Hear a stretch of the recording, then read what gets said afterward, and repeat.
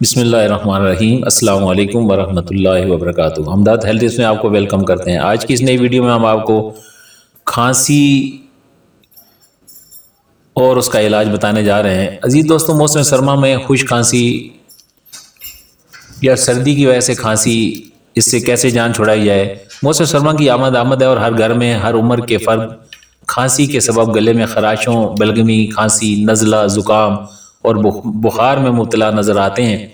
خشک موسم میں سب سے زیادہ تکلیف دہ شکایت کھانسی کی ہوتی ہے، جس سے ہر کوئی جلد از جلد جان چھڑانا چاہتا ہے۔ خشک کھانسی کے علاج سے قبل اس کی وجوہات اور پھر علاج جاننا بھی ضروری ہے۔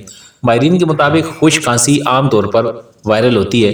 یہ کھانسی موسم کے بدلنے کے دوران متاثر ہوتی ہے، جبکہ اس کے دیگر وجوہات خشک ہوا میں سانس لینا، نزلہ اور زکام، یا کسی قسم کی الرجی جیسے کہ ڈسٹ الرجی بھی ہو سکتی ہے۔ موسم سرما میں خشک ہواؤں کے سبب گلے میں آنے والی خراشیں اور کھانسی سے نجات کے لیے تمام تر کوششیں کی جا رہی ہوتی ہیں، جن میں سیرپ اور گولیوں کا استعمال شامل ہوتا ہے۔ ان ادویات سے افاقہ چند ہی افراد کو ہوتا ہے۔ خشک کھانسی کی باقی شکایات کے خشک کھانسی کے علاج کے لیے نہایت آسان گھریلو ٹوٹکا آپ کی خدمت میں پیش کرنے جا رہے ہیں۔ خشک کھانسی پر قابو پانے اور گلے کی خراشوں میں آرام کے لیے نمک ملے نیم گرم پانی سے غرارے کرنا بہت معاون ثابت ہوتا ہے۔ اس کے علاوہ نیم گرم پانی میں ڈسپرین بھی ملائی جا سکتی ہے۔ یہ عمل دن میں 3 سے 4 بار دہرانا ضروری ہے۔ ابلتے پانی سے بھاپ لینا بھی مددگار ثابت ہو سکتا ہے، اور رات سونے سے قبل بھاپ بھی لے لیں تو اس سے بھی بہت فائدہ ہوگا۔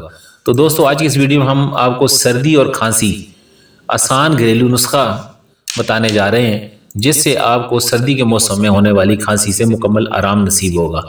کھانسی کا نسخہ، اس میں 4 چیزیں موجود ہوں گی تو فائدہ ہوگا۔ ہلدی 2 گرام، ملٹھی 2 گرام، سونف 2 گرام، شہد 1 چمچ۔ اس کا طریقہ بہت آسان ہے۔ اس دوا کو تیار کرنے کے لیے 1 کپ پانی میں ابال کر اسے چھان لیں اور شہد سے میٹھا کر کے دن میں 3 بار استعمال کریں۔ سردی میں نزلہ، زکام اور کھانسی اور سانس کی تنگی کے لیے یہ بہترین قہوہ ہے۔ اگر آپ اس کو استعمال کریں گے اور ریگولر استعمال کریں گے تو امید ہے کہ آپ کی سردیوں کا موسم کی جو تکالیف ہیں اس سے آپ کو نجات مل جائے گی۔